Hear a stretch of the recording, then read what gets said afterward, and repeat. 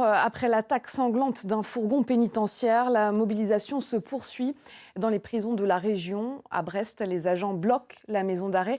Ils dénoncent le manque de moyens pour assurer leur sécurité.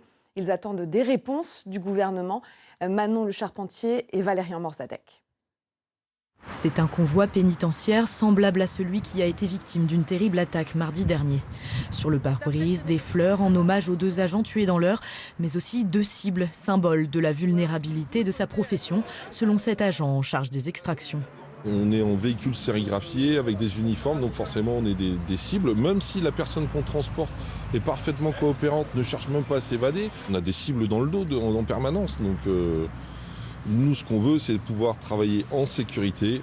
Comme je le dis, c'est que ça soit à l'intérieur dans les établissements ou lors des extractions.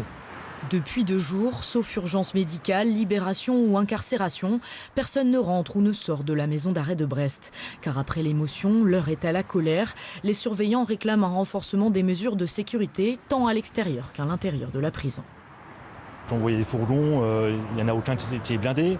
Au niveau de l'armement, elle n'est pas étudiée et adaptée pour certains transferts ou certains détenus en extraction. Les détenus dangereux, il faut monter la gamme de l'armement. On réclame des filets anti-projection ou alors qu'on nous coupe le terrain de sport pour éviter tout ce qui est projection.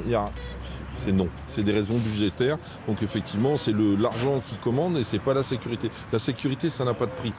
Début de mutinerie, agression d'un médecin, projection de paquets de drogue.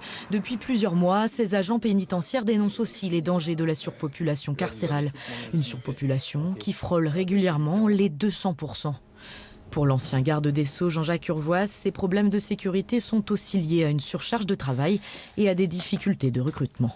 Il n'y a pas un établissement en France où les effectifs sont couverts, comme on dit. Un établissement qui n'a que 80% des personnels considère qu'il est bien doté.